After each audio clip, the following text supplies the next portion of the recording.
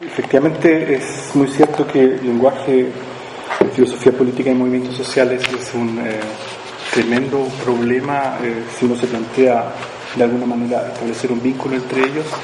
De manera que lo que voy a presentar es un esfuerzo en esa dirección que espero les ayude efectivamente a desarrollar sus propios vínculos y perspectivas.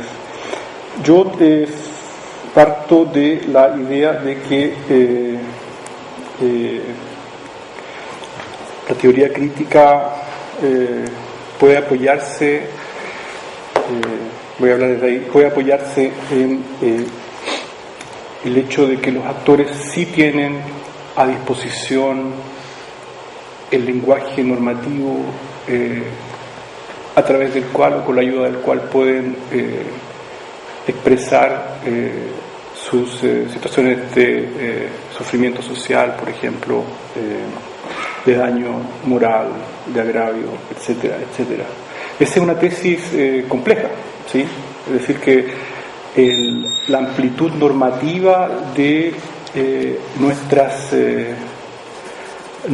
instituciones está al alcance o es capaz de premunirnos de ese lenguaje, de ese vocabulario, ¿sí? Así opera, por ejemplo, alguien como Michael Walzer, yo creo, desde el comunitarismo, ¿sí? Así lo hace también alguien como Luc Boltanski y Laurent Thévenot desde el pragmatismo francés, y así lo hace también Axel Honneth con su teoría del reconocimiento, ¿sí?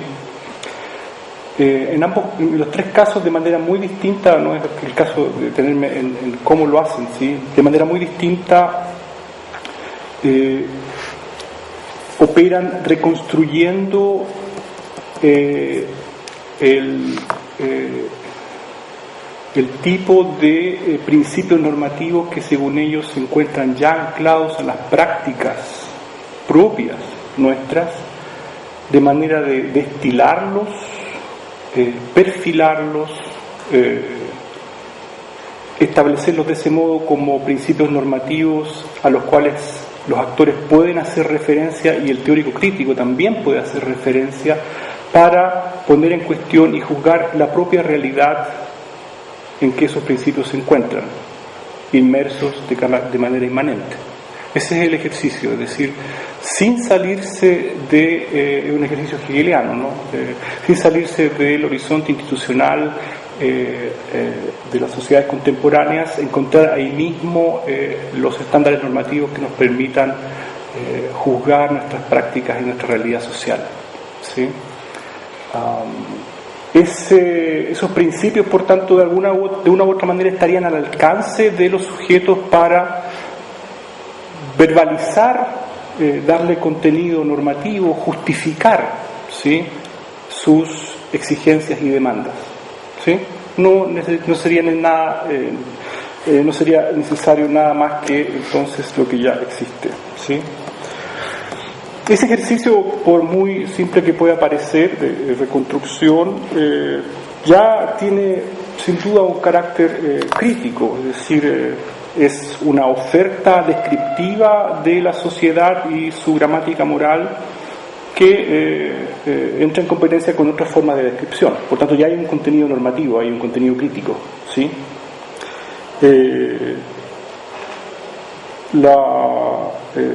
La pregunta de las diferentes formas es cuál es y cómo se describe ese contenido normativo.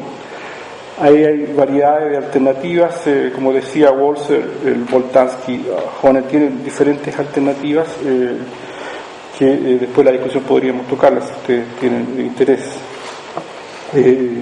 Son principios normativos que uno puede siempre reintroducir desde el punto de vista del teórico crítico a el lenguaje que está en juego en la opinión pública y la discusión pública, ¿sí? Para alimentarla, ¿sí? Es un lenguaje, son principios que a uno le permiten explicar, por ejemplo, por qué los sujetos reaccionan, tienen reacciones morales a determinadas formas de experiencia, ¿sí?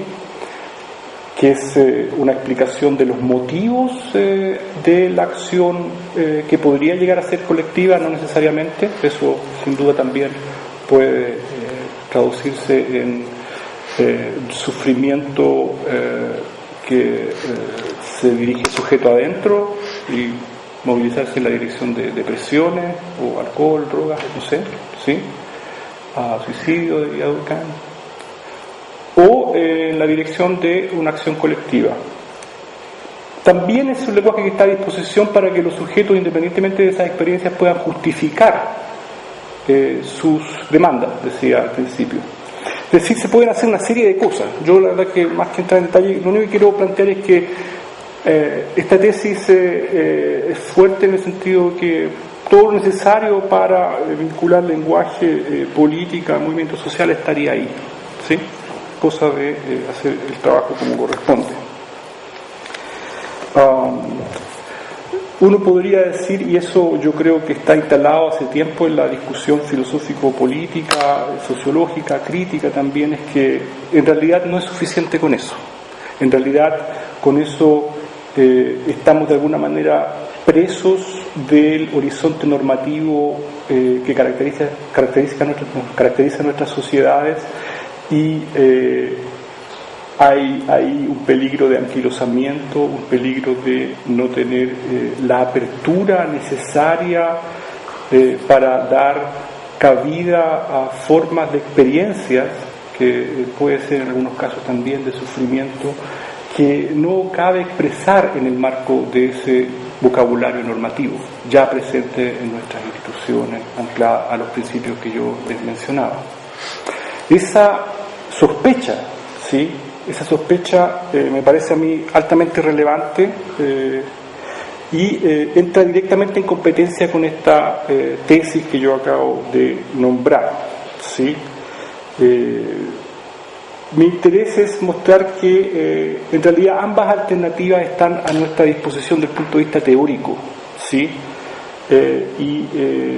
Yo creo que no estoy en condiciones de juzgar cuál es la mejor, pero sí en condiciones de mostrar que ambas efectivamente pueden señalarnos la posibilidad de introducir la novedad, que es lo que está en juego en definitiva, ¿sí? Es decir, ahí donde hay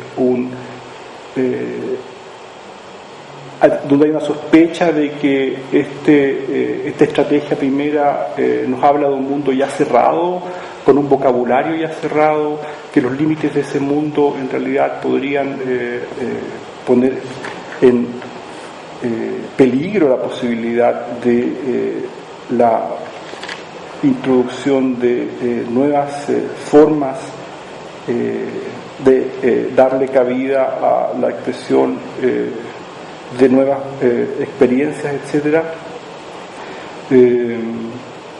Frente a eso yo creo que tanto la posición que voy a mostrar como A y la posición que voy a mostrar como B, alternativa a este primer discurso, pueden de alguna manera dar solución a ese problema o a esa sospecha, ¿sí? La primera alternativa es a esta incomodidad, uno podría decir, a esta forma de decepción que uno pudiese tener respecto de la vía reconstructiva a la Walser, Honneth y Boltanski, es, uno podría decir,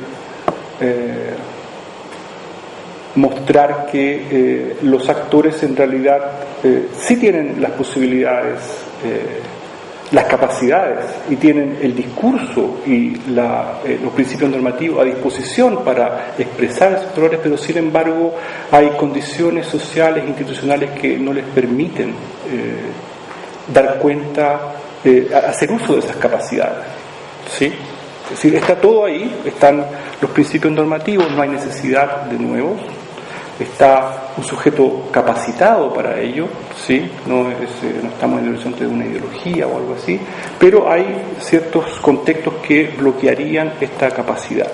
Uno podría decir eso y tratar de investigar en esa dirección, ¿sí?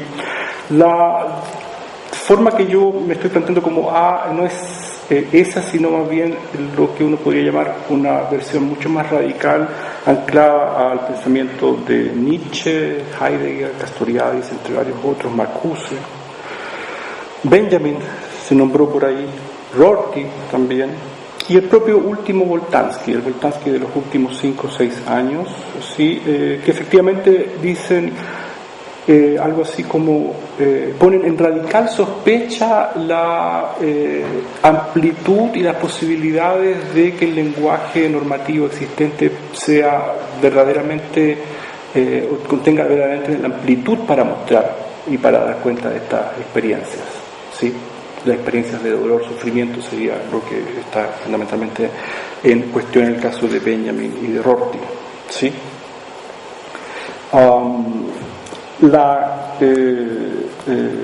La pregunta es, por tanto, cómo extralimitar ese horizonte normativo, cómo ir más allá de ese vocabulario, de esos límites del mundo, para usar una metáfora conocida.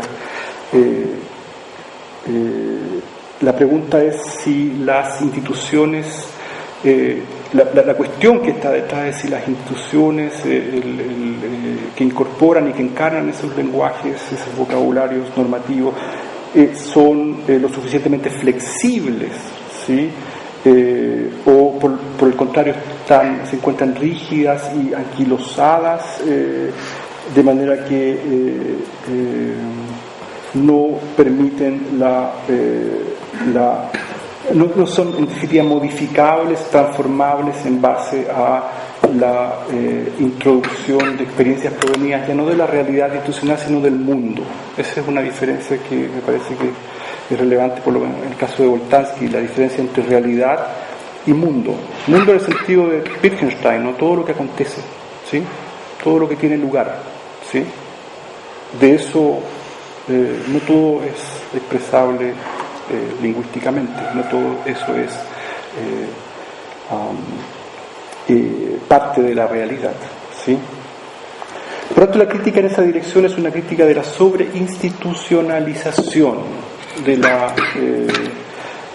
una realidad endurecida, si ustedes quieren, ¿sí? De una realidad categorial que por su configuración no permite la dinámica necesaria para hacer presente otras formas de experiencia. Ese tipo de crítica, si ustedes se dan cuenta, es un tipo de crítica distinta a la que yo venía enunciando al principio, ¿sí? En el sentido de que lo que está en juego acá es lo que uno puede llamar una crítica de patologías sociales. No es que afecte a un grupo determinado o a este otro grupo, porque es imposible saberlo, ¿sí? No hay categorías para describir eso, ¿sí? A diferencia de la crítica de la injusticia, donde la cuestión es si determinados grupos son tratados justamente en base a los principios de justicia que ya están ahí. Tenemos, por tanto, dos tipos de crítica de la injusticia y críticas de las patologías, ¿sí? Lo que quiero decir es que al momento de radicalizar, de introducir esta sospecha, cambia también la forma de crítica. Si uno introduce la sospecha sobre si las categorías del mundo son realmente aptas, suficientemente amplias para expresar las experiencias del mundo, ¿sí? Uno parece que tiene que transformar el tipo de crítica, ya no puede mantenerse al interior del horizonte normativo existente. En ese sentido, también uno podría decir que se trata en el primer caso, en el caso de la crítica normativa, de la injusticia, de una crítica reformista. Ahí no hay una necesidad de transformar lo que ya existe, sí desplazarlo, sí tensionarlo, sí ponerlo en cuestión, etcétera, pero no ir más allá, ¿sí? En el otro caso hay una exigencia hay una crítica de orden más radical, es decir, poner en cuestión el orden normativo en su conjunto, ¿sí? Ese tipo de desplazamiento, por abstracto que pueda sonar, yo creo que marca la gramática de lo que es la teoría crítica hoy. Si ustedes se fijan, el tipo de desarrollo, yo ahí no me manejo lo suficientemente bien como para extenderme demasiado en eso, pero el tipo de desarrollo que hay en la dirección que adopta la teoría crítica con la ayuda de Lacan, hasta Judith Butler, tiene que ver con eso básicamente, ¿sí? Con una puesta en cuestión de que al interior del orden normativo ya establecido sea posible efectivamente la emancipación, ¿sí? Yo no estoy llevando los minutos, usted me puede cortar cuando estime conveniente, yo puedo hablar toda la tarde si no me cortan.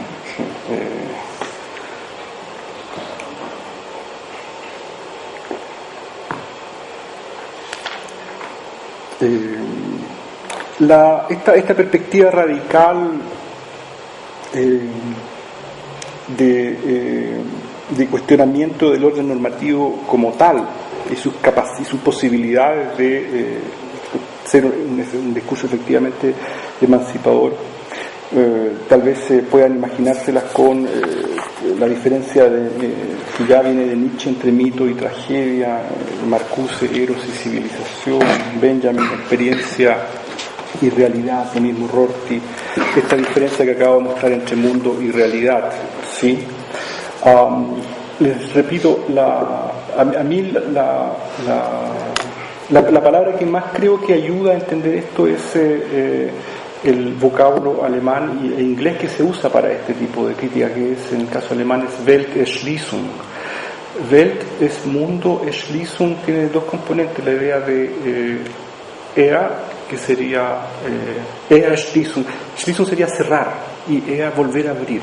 Es decir, de alguna manera el mundo está abierto, ¿sí? O se abre en un minuto, se nos ha abierto en un minuto, pero está al mismo tiempo cerrado, ¿sí?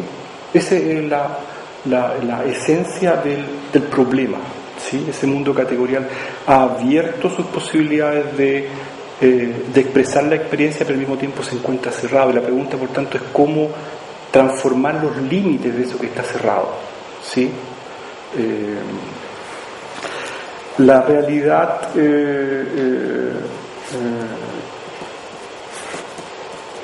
y ahí entonces es cuando yo creo que si uno efectivamente si he logrado expresar la diferencia sustantiva entre una estrategia y la otra, ¿sí? Entre una estrategia y la otra, uno podría decir que cabría tomar una decisión a este nivel conceptual abstracto entre una teoría radical y una teoría crítica menos radical o reformista. Si las posibilidades que tenemos de crítica social están todas basadas en los principios normativos ya existentes, como por ejemplo el reconocimiento de derechos, ¿sí? O la experiencia de grupos excluidos, en realidad es una experiencia que supone primero no solamente que den cuenta de que están excluidos de derechos, sino que es una experiencia que en definitiva no pertenece primero a este mundo, ¿sí? Son dos alternativas que yo creo que uno podría adoptar. La primera es algo así, o dice algo así como yo como teórico consideraría que la experiencia por muchos años de los homosexuales, por ejemplo, perteneció al mundo, es decir, a algo que en realidad no era posible ni siquiera expresar lingüísticamente, ¿sí? Es decir, que no encontraba en ningún momento el vocabulario adecuado para legítimamente, esa es la cuestión, es lo que proporcionan los principios normativos, de legítimamente poner en la opinión pública una demanda, ¿sí?, de reconocimiento, por ejemplo. O lo otro es decir que los principios normativos que ya existen en la sociedad no son lo mismo que las instituciones que ya existen en la sociedad, ¿sí?, sino que los principios normativos siempre tienen un plus, un surplus de valor, ¿sí? De manera que las instituciones que los encarnan en un minuto dado pueden ser puestas en cuestión a partir de sus propios principios, porque los principios no necesariamente están en un momento determinado encarnados en las instituciones, ¿sí? Por tanto, frente al mismo fenómeno que acabo de mencionar de los homosexuales, uno podría decir, lo que pasa es que la expresión que en algún minuto encontró la familia, ¿sí?, como un complejo de principios normativos donde juega un rol la justicia, pero también un rol las relaciones afectivas y lo que el principio normativo que encarna las relaciones afectivas, no es normativamente suficiente, o no ha explotado suficientemente todo lo que podría explotarse si uno hace valer el principio normativo del amor y de la justicia, que siempre están más allá de las instituciones. Por tanto, lo que uno podría decir, el problema no es que estas experiencias estaban ahí en algún lugar y no encontraban la manera de entrar al mundo, a la realidad, ¿sí?, y faltó la poesía, o faltó la literatura, o faltó la teoría crítica, si ustedes quieren, o el periodismo, si ustedes quieren, con Rorty, para que encontrase el vocabulario para expresarse siquiera, sino que faltó solamente que el principio normativo ya existente, ¿sí?, fuese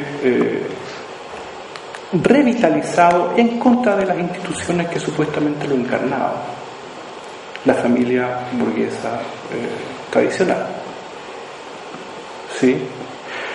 Las dos estrategias, disculpen lo abstracto, pero en realidad es una discusión un poco compleja, ¿sí?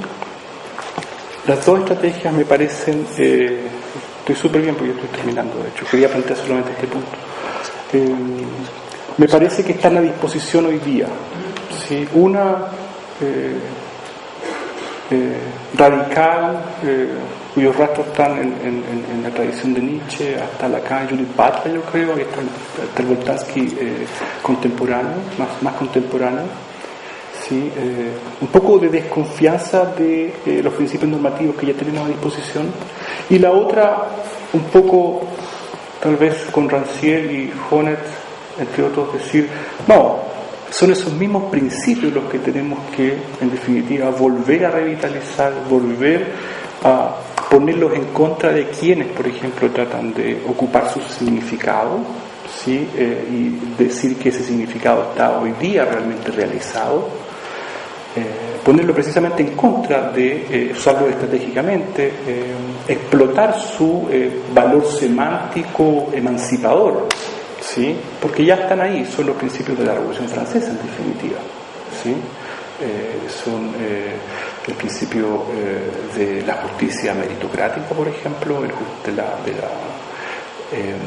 es decir, que nosotros seamos valorados en función de las competencias y capacidades que somos capaces de demostrar como individuos. Son los principios de los derechos humanos universales, y que en definitiva las instituciones no logran expresar verdaderamente, ¿sí? Yo creo que uno podría después continuar con otro tipo de argumentación para mostrar que los problemas de la primera estrategia tienen que ver con cómo justificarlas normativamente. Si uno pone a este mundo, a este lugar de las experiencias indiferenciadas, no categoriales, porque no pertenecen a la realidad, ahí yo no encuentro aún ningún referente normativo, puede ser cualquier cosa, ¿sí? Yo creo que algunos de ustedes van a hablar sobre el romanticismo. El romanticismo también puede derivar en el nacionalsocialismo. Hay sospechas de eso, ¿sí? Es decir, el recurrir a lo no institucionalizado, no expresado en la semántica, en el horizonte semántico de lo ya existente en nuestras sociedades, no contienen sin ningún contenido normativo, ¿sí? Por tanto, tarea de los sujetos o de los teóricos críticos un poco seleccionar eso, Y ahí hay un poco de voluntarismo, yo creo. Es decir, no sé, quiero abrir básicamente, yo tengo más bien preguntas que respuestas respecto de esta alternativa, pero sí me parece importante al momento de pensar la relación entre lenguaje y política y crítica social más que movimientos sociales. Movimientos sociales, disculpen, ya sin duda han encontrado hace tiempo el vocabulario y el lenguaje para expresarse en la esfera pública. El problema precisamente que yo quiero plantear y que he querido plantear es sobre aquellas formas de experiencias, sufrimientos, dolores que están por debajo del umbral del lenguaje público. ¿Sí? Los movimientos sociales se caracterizan precisamente por ya haber encontrado, por estar sobre, ¿sí? por estar en el mundo del lenguaje en función de lo que está ahí dispuesto para que ellos puedan articularse. Sin embargo, hay una cantidad enorme de experiencias subjetivas, inenarrables de dolor, que ya sea por problemas de articulación política, ya sea por problemas de expresión, de no encontrar el vocabulario, no siquiera se pueden dar a conocer, ni transmitir, ni comunicar. ¿Sí? Por eso la relevancia a veces, más que de los movimientos sociales, la relevancia del rumor, del pelambre, de lo que se habla en el pasillo, de lo que se articula a través de deseos, de frustraciones, etcétera.